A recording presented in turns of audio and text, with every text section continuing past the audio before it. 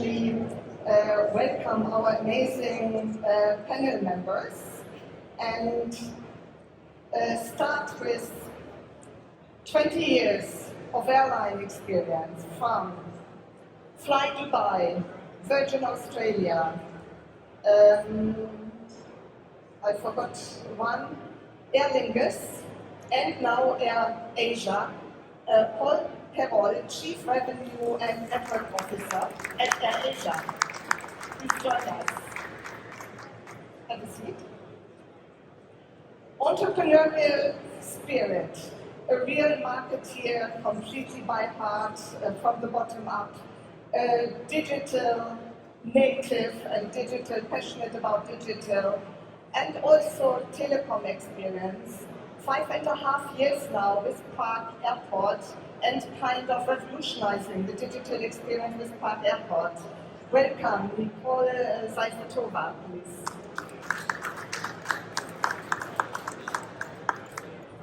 "12 years airline and airport experience.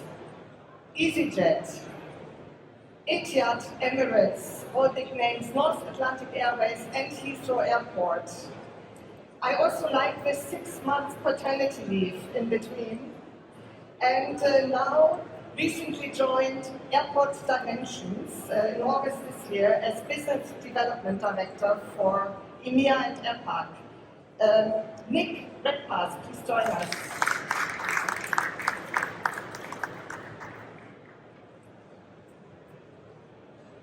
Setting out with a mission to make eSIM effortless.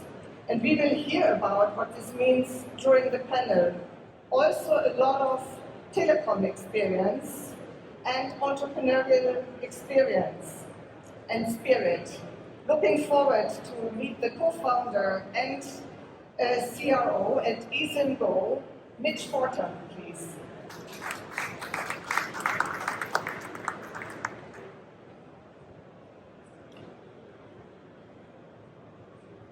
Actually, I did count. We've got almost altogether here around.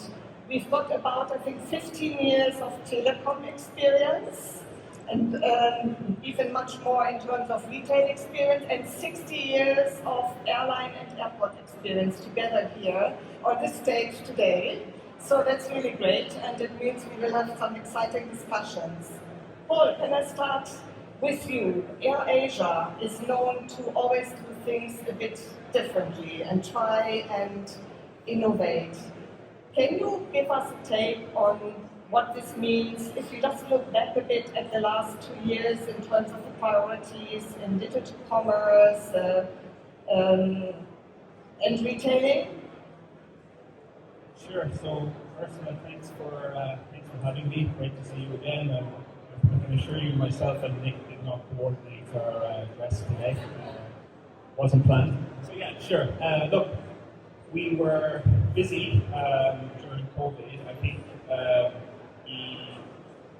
super app, or now that's been rebranded as AirAsia Move, has been making a lot of changes in terms of moving away from just being an airline. So I think the business during COVID, with a lack of flying, really invested in digital technology across the spectrum really. So I think if you look at what we've developed with limited resources, I think we now sell other airlines on our platform. We've also invested in duty-free, Wi-Fi.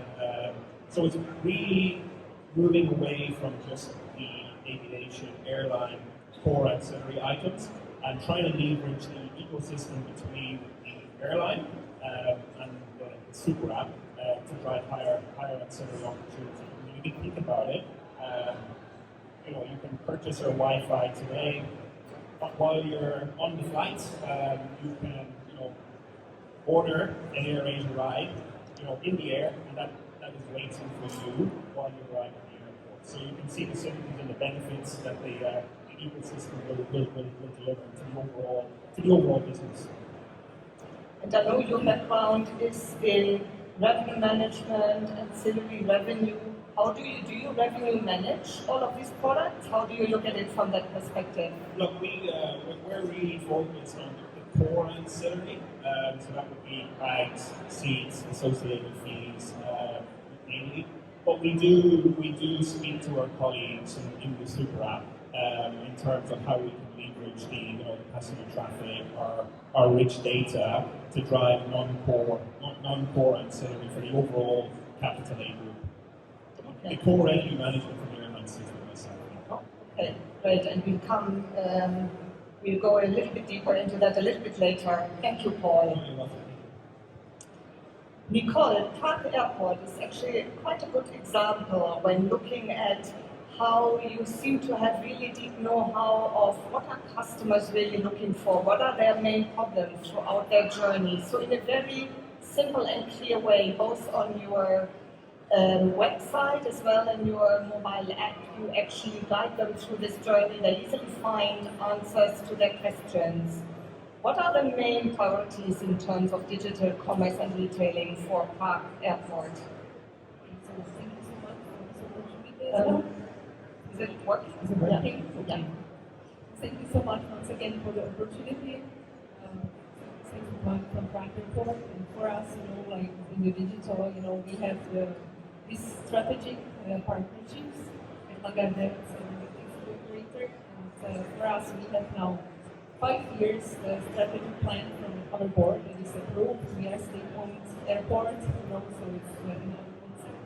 And what we are doing is that we are tendering 3 projects till the end of this year. This customer database platform, because we would like to work more with the data of the passengers and to know who is in the airport, who is there, what are really the needs, And also we are planning a marketplace, so we would like to offer not only the other airports products like parking, fast train lounges, but we would like to offer also retail like duty-free services and products and F&B, but also all that is connected to traveling. So we would like to offer the seamless journey with monthly payment, and it's really a challenge. We are looking for more, so much. And what I found very interesting when we talked yesterday evening at the networking event, you said the board is actually really insisting on this marketplace to get this going fast and is really interested in the digital evolution, which is great. Yes, we have to accelerate. So my team, we have 3 people, and we have all the other people from the IT, project team, so we really have to push ourselves, until the end of the year. Okay. Nick, Airport Dimensions, they actually claim to be the global leader in airport lounges and traveler experiences. Can you tell us a bit more, what does this mean in practice? And what are the priorities in terms of digital commerce? Yeah. I think probably a timely mention of marketplaces in particular. So beyond the bricks and mortar of operating globally, really brands, number 1 club out of the States, we're working with JP Morgan Chase lounges. Where we can sit is in between airlines and airports and providing some sort of hub.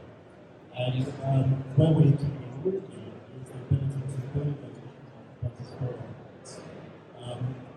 Look to Los Angeles,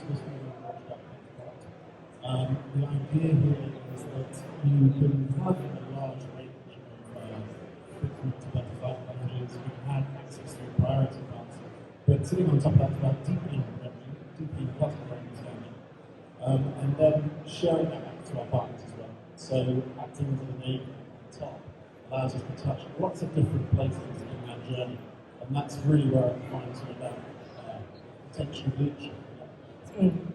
I know you also took over number 1 lounges recently. Do you see that the lounge demand is actually increasing post the pandemic? Very much so. The mission here is to expand as aggressively as possible. So we have nearly 60 locations worldwide. We need to be 100 and beyond quite quickly. And bringing on board amazing brands like that is just part of the journey. We talk later a little bit how there are great combinations of the physical experience and the digital experiences as well, and I think some great innovative stuff that you are doing there as well. Mitch, you actually set off on the road to make eSIM effortless. What does that really mean? How do you do this? And how does it fit in all of these e-commerce discussions? It's a really good question. And what eSIM Go is about working with big brands, whether that's airlines, airports. We also work very heavily in other industries such as banking, retail, content providers such as streaming providers like DAZN, or maybe Netflix in the future. But what we do is we are all about sourcing really high quality mobile connectivity and enabling these brands to offer that connectivity to their customers. So it's not only around making money from the eSIM, i.e. selling an eSIM and making a profit, but how do we get this eSIM connectivity, which is basically a database of the internet, for people like Paul at AirAsia, who's an app-driven super app, where you can book a flight, book a meal, book an experience or a taxi. How do we get these brands to offer and make it easy for them to enable these other services, because they all require a mobile connection. And being in FTE, everyone here is needing to travel in some way. The challenge for the consumer is when you travel, it's going to cost you a fortune. But if we can enable, for example, an AirAsia to offer an eSIM to their consumers, which will always work for their app, even if they have no credit left, they can make more money from the eSIM rather than just selling the product. It's about enabling the other credit card services. But a lot of telecom providers, and we've got all of this telecom experience here, including yourself, they have started to offer these packages which you just buy before you fly for the specific countries. How do you compete with this? Isn't that easier for consumers? It may be easier, but the mobile operators don't really make it easy for the consumer. So I'm from the UK. If we look at the UK, EU increased their charging by 150%. There's no need for this. The wholesale market is very competitive, and mobile operators, they're very good at one thing, and that's ripping customers off, because they will normally operate in an oligopoly, whereas people like AirAsia or Sydney Airport in the front row, they own the consumer, they're a trusted brand, and they offer more services than that mobile operator could ever could normally. For probably both airlines, airports, other travel companies, developing new revenue streams is a top priority, and increasing the conversion for those.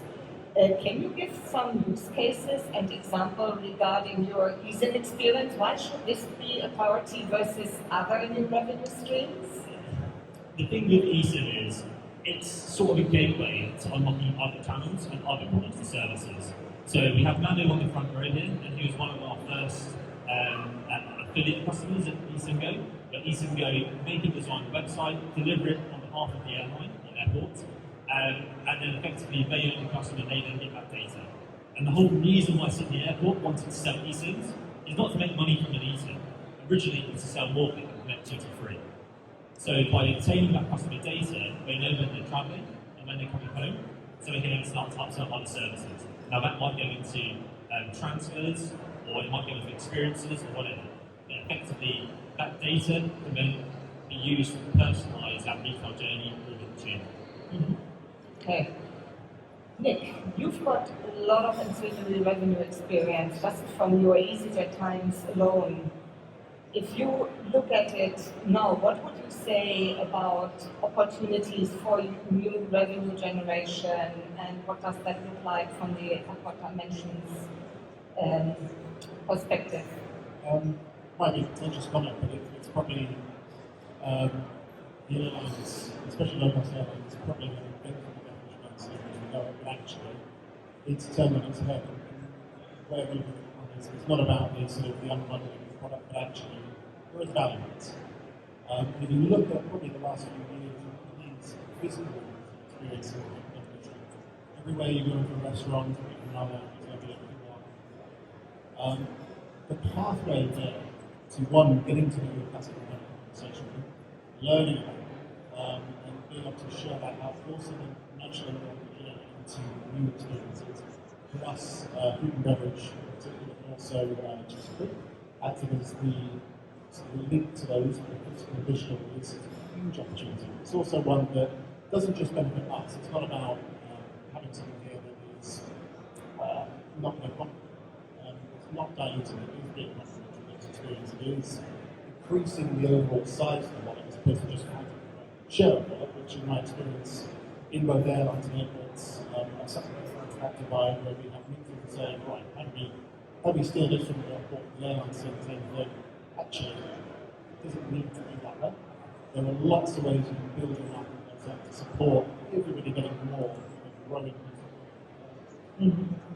And there are some really practical use cases. If I think about shoppers look for convenience, I think you do offer the opportunity to actually order whilst being in the lounge. Yeah. So we have an influencer for just a rate, and the idea being that you don't have to look like the airport to get duty free. And if we can facilitate the world in which stays one of the lounge, but actually, do you even need to touch that duty free, or just using the rails as a place to walk from? You've unlocked something that's very beneficial to our airport friends. Takes away duty free for the airlines, which is probably a good thing in terms of fuel costs and things like that, but you're actually incentivising the customer to buy as well. So that's what I'm actually quite excited about. Yeah, super exciting. Nicole, additional revenue opportunities from park airport perspective, is that the focus on the marketplace? Because at the moment, you have all of these great tips, but you don't really monetize, so it's not possible yet to book directly via your app or website today. Actually, you can book parking, which is the biggest revenue stream for the airport. We own the parking, so when we are fully booked in the summer season, 80% is done over digital, like online, the reservations. We have security fast track lounges that you can buy also online, one reservation system at the moment. But what we would like to get from this is that we would like to get more revenue because we believe, at the maybe start differently, The thing is, at the beginning or now, what we are doing is the affiliate partnership, So we are sending the passengers to the websites of our partners. We don't own the data. We are just having the provisions, for every transaction. So this is what we would like to change. We believe, once you are in the customer journey and you are making the reservation, we are prepared to come or you are prepared to fly somewhere. So there is bigger conversion. Once you do it in this step-by-step, like marketplace, then you have just the battery and you pay more, so there is just shorter, like towards shorter, like the conversion, you find a word. And so what we would like, to prolong or extend the services and products. What we are doing at the moment, that we are looking for the new partnership in the affiliate, like we introduced already, like travel insurance, the city guides, Get Your Guide, the booking.com, and we will have the tender for e-saves that Mitchell is waiting for, and this is what we would like to cover under the marketplace. Another idea under the marketplace is that we would like to share our revenue with airlines, because it will be an API connecting, and we would like to, let's say, connect it to the reservation system of the airlines. So this will be an opportunity for our partners also from aviation. Thank you. Paul, I think you already mentioned also earlier on, the marketplace is one of the strategies for Asia for new revenue generation. What other areas do you see from your perspective, and do you focus on? Yeah, so I think, look, I think you touched on data. So look, we're carrying about 80 million passengers a year. We hope to grow that next year to 90 million. I think it's using that data to make smarter decisions. I think it's, we know everything about our customer. One thing we've noticed as well, coming out of COVID, the passenger wants more flexibility. Bundling is a big initiative we have underway in the business at the moment. I think Nick made a very good point. We're not trying to trade down, we're trying to increase the overall basket size. So we're investing in data, we're investing in internal data science technology to know more about the consumer, so we can make smarter decisions and increase that overall basket size. Because I think if you look at what we see, airfares in the region and globally are quite inflated at the moment. Passengers are looking for more value, more flexibility. So we see a huge drive internally on using our rich consumer data to overall increase that basket size, and it's also leveraging the huge ecosystem we have today internally within the region. And the other point there I would like to make is probably ancillary revenue in the truest form of ancillary revenue management probably wasn't as focused as it needed to be in AirAsia pre-COVID. We recognized that because we ripped out our traditional, not legacy, but RevMan system during COVID. We invested in new technology, but we also realized there's an inflection point in fares. So we stood up a new ancillary revenue management team, more focused in terms of what value we can drive, seasonality, day-of-week pricing. So we've really seen value in investing in that technology, investing in people, but we just don't want to stop there. We want to continue to invest in bundling and leveraging that overall ecosystem. So data has played a huge part in that. And just to add some additional practical examples, would you typically experiment a lot as well to optimize? Would you be able to mention flexibility to say, and I'm asking this because I know that many airlines, many airports have been trying to think about how do we really get data and useful data that we can work with. Are you able to say our customers are ready to pay 20% more for flexibility, but there is a limit at this fixed amount, or do you experiment and find out in that way? How do you do it in practical terms? Yeah, we do. We have a data science team, a pretty large data science team internally. So they support multiple facets of the business, from operations to RevMan and also ancillary revenue as well. So absolutely, we do experiment up and down in pricing. We have trained models that are, pretty much looking at the near term because coming out of COVID, historic is not really relevant. So we're training those models pretty much every month. So we're going more into personalized pricing, and we intend to continue to invest in those data science recommended models going forward.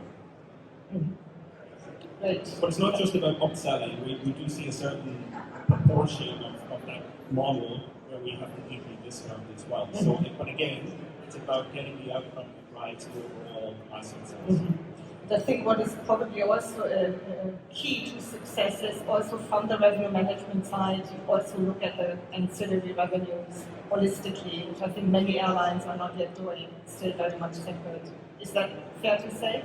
Yeah, I mean, we're looking on a total revenue basis. Yeah. It's not core RevMan versus ancillary, although some days there's quite heated conversations. But it's not. It's about total basket size for us, which a lot of our airline seats, as Nick would know, we do sell below cost. So the ancillary really helps us drive that margin to profitable levels and margin positive. So it's hugely important for us. We're about 20% ancillary revenue contribution today. Globally, it's not where we want it to be. We want it to be 30-40%. So we're very clear. The next 5 years, we'll be heavily investing in ancillary revenue generation. Okay. Nicole, I know many airports for a long time, they have just been thinking our customers are the airlines. And they've only started recently to realize actually we shouldn't ignore the travelers, and they are critical for us in terms of revenue generation, but also to remain relevant, to create good products. How do you look at it from the Prague Airport perspective? Yeah, I agree with you. It took some time, to explain to some people, to change their attitude and their mind, in this aspect. But what I believe is not only about the airlines, it's also about the other partners that belong, to the airport, and in the global world, the people are looking for all these products and services that are relevant. But of course, the flight is the most important. But as to the data, I believe still that at the airport you can get some huge amount of the data. Like it's not about one airline, but it's about 69 airlines that we have at the airport. And we can reach, let's say, we did some prediction, like we have now a prediction for this year is 13.7 million, and we are increasing. Before COVID, we had 19 million. And what we expect is that we would like to reach, let's say, 2.5 to 3 million passengers data database, and we would like to work with it just much more. And we believe, it's about the seamless journey at the airport, so it is beneficial for the customers. So it will be another, let's say, homework for us, and to teach the passengers why to leave us the consent, because we are in the European Union, so we have GDPR consent and marketing consent, and but I still believe it's once you explain it very well, so that is beneficial for the passengers. So what I need is, for example, if you give me the marketing consent and if you give me the flight number, so I can give you not only the customer experience and operational information from the airport, let's say where is your gate, when the gate is opened, or when is the bag on your baggage plane, but there are also the retail possibilities, and how to increase the ancillary revenue from this aspect. So let's say the example would be your baggage is late 30 minutes, so we have this offer for you. Let's have 1+1 KK, and we can also work with the queue management in this aspect, because when we will see that there are many passengers, let's say, before the passport control, so we can send some offer to stay in some cafe or some restaurant, so that we will just spread, like the queue. Because when there is the Emirates coming, let's say the A318, so it's 190 people at the terminal, in the queue, so it's really beneficial, I believe. Thank you. Nick, what customer insight do you have? What is surprising, and how do you use it? What do you do with it? Which products do you create? I think it's interesting, just actually something you mentioned, Bob, is the using that data for operational purposes, and then something to go to the next level is around personalization. And it's about preference when you get to that level. The basic component of any customer journey now is to give it to customers and be able to not upsell but value add. How we are using that data is understanding what function they could be, length of stay, but also what experiences people want in an airport. And most airport experiences will exist probably to address initially a pain point. So lounges exist because sometimes it either more attractive or close to wait. We have sleep competitions, for example, and we're taking steps into airport gaming competitions, for example. And we're only going to do something if our customers and what they're telling us about they want leads us to actually try and out that in the airport. So the more we can understand about that, once we have them, we're able to talk to those customers in space and sound to them and things like that, the more we can learn about where else they might want to go, where we can direct them, and then share that with partners in particular. So I touched on a point I made earlier, but it is about using that to understand how we drive that greater customer centricity and create that little wallet. And you mentioned partners. What is your take on partnerships? And I know that with EasyJet, you were very much involved with the EasyJet worldwide. How do you look at partnerships? What opportunities are there? What does Airport Dimensions do there today? Differently in every space. Worldwide is my baby. A very different type of partner there. That's when we have, honestly, quite a transactional relationship with partners. You feed us passengers, we feed. Within Airport Dimensions, our partners are very much more about how can we elevate the experience. A really great example would be JP Morgan Chase, who have trusted us to build this global network of Chase Sapphire lounges for them, where it is premium but premium in terms of experience. I wouldn't find that as something that's necessarily transactional. That's about us both working to make the overall ecosystem that much better place. If you look to other partners we work in joint venture with, where it might be a bit more behind the scenes, again, that's about saying how can we segment the experiences as well. So you mentioned number one earlier on, where it's not just number one lounges, it is you have the club rooms at the very top, and then you have my lounge for also casual customers. And we can only do that when we have a partner on board who understands that they need to be sort of quite bold, entrepreneurial, try new things. So if I'm looking for how I'm going to find a partner, it needs to hit all of those touch points for us to actually do something that's relevant, and it's going to stick with the customer as well, coming back. Thank you. Mitch, how do you look at partnerships? You have created quite a few. Yeah, so with our partners, we work on both sides of the supply chain here with partners. So, for example, with the likes of people like Wizz Air, it's really important that they buy into the concept and we buy into their concept of what they're trying to achieve. I think everyone here has mentioned around having a marketplace or a super app, as Paul put it, that effectively most of our partners are trying to achieve something much bigger than just selling services. They're trying to buy or get their customers to come to them for everything. So, for example, Wizz Air, we're helping them identify that their customers are buying products when they go to Australia via Wizz Air. Wizz Air do not fly to Australia. The same with Sydney Airport. They're identifying via the services we provide to them other routes for making that movement. So they have an influx into Latin America and they have a very small amount of direct flights. So they're looking to open new partnerships with their partners via the information we provide to them. And likewise, with the supplier side, we're providing telecom services. It's about trying to find the best connectivity and the best way of working together. Because there's lots of ways that we can all achieve the outcomes that we're trying to do here. Whether that's the cheapest way or the quickest way, it's about trying to make sure everyone's on the same page. And Nicole, I think the Safe Connect service, that is done with a partnership with Kiwi, right? Yes. So how, and I think there's also a partnership actually with ESEM that can you give some examples about? Not at the moment. Maybe soon. Maybe soon, potentially. Yeah, actually, we started the self-connecting, in 2018. It was my first project, because we were planning it for Thai Asia, because there was the idea that they were going to Prague, so it was started with this idea with the long house, and we still are open, because in the past we were in the hub airport, especially with the Czech Airlines, we had 20% transfer passengers rate, but now it dropped because the Czech Airlines, doesn't have the transfers anymore.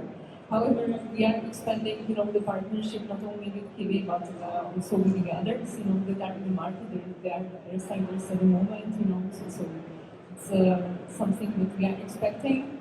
And what we are doing is once you are flying via Prague, there is special MCT, the connecting time in Prague. So you have this package. In the package you have the security fast track once you are in Prague and connecting plus then 3 hours. Then there are different discounts for our lounges and also our partners' shops and restaurants. And how is the take-up? Do passengers accept it? How is the take-up? Is it well accepted? It's well accepted, like we would like to expand with the city guides, something, some service you can see in Toronto, so that the passenger has the connecting more than 6 hours, they will be able to see the beauties of Prague. Okay, thank you. Are there any questions from the audience? So, what we will do then, I would like to do some little kind of games. We don't have much time left, but there's so much we could actually cover here. So I would like to start with and you can choose who wants to take it, like to just complete a sentence that I start. So the first one is, the biggest challenge on the digital commerce journey is? Understanding who owns the customer. Can you own the customer? I would ask immediately. Speaking as a customer, yeah, it's not the best term of phrase, but it's the one everyone uses. And it's the one that's most in contention. And, you know, there will be somebody who probably owns the greatest proportion of the understanding of that person. That makes sense. Okay. Customer service should be top of mind always. I mean, consumer, you don't understand the consumer won't understand you, right? So for me, it's top of mind. And should it be completely self-service? Getting there, yes. You mentioned Changi Airport earlier, right, in your intro. You go to any of the terminals now in Changi Airport, you find it very hard to find a human, right? Which is, you know, it's a fantastic experience, and I think it's just continuously educating the consumer. That's where the world is going. But the technology needs to be there to support that. The future shopper will be technology saving, like my kids, the link on the mobile, you know. We can see it also at the airport, you know, like once the people are visiting, you know, like the web page, like more than 80% goes from the mobile phone. So there's this future. Yeah, definitely interesting. And increasing and augmenting conversion and attracting more customers. Who goes for this one? It's actually very easy if you have the best digital experience and retailing opportunities. I've taken this one. People and planet. People and planet. Maybe I can talk on the aviation side there. I think, look, we are very clear that sustainability is one of our big agendas going forward. I think it's already happening in Europe, right? I think there's talk of, SAF, and all that goes on. But I think we all recognize that going forward, we will have to play our part. I think you're going to see, from the aviation perspective, a lot more focus on sustainability going forward. I agree from the airport perspective, we have now the ESG concept, it's, we have this 2030 agreement that will be carbon free until 2030. And digital can actually do a lot with this, even with questions like green products, but also accessibility. Clearly, there are opportunities to actually make websites more accessible and so on. Yeah, super. Can we switch now to another format and we do some word association? So I just give a word and I leave it again to you to choose who wants to just answer with 3 or 4 words what the association is. And I start with innovation. Which I can, okay. No, do you want to go? One each. We can do one each. A case of sort of not being first for the sake of being first, but doing it meaningfully. Any other for innovation? Okay. Best in class retailing.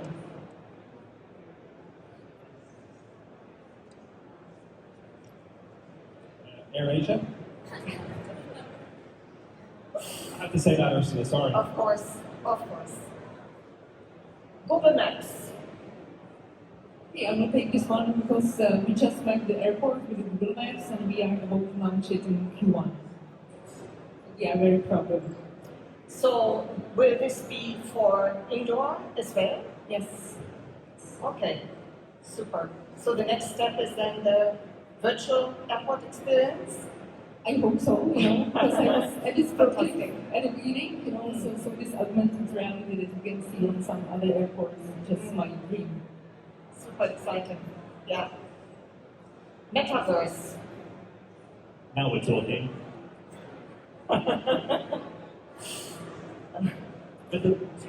with the metaverse, I'm having a lot of very interesting conversations with airlines in particular around how they can create the metaverse for a digital journey before people even arrive, and making sure they're connected throughout that journey.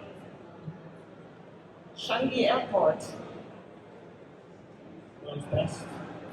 Inspirational. Other people from Changi Airport here?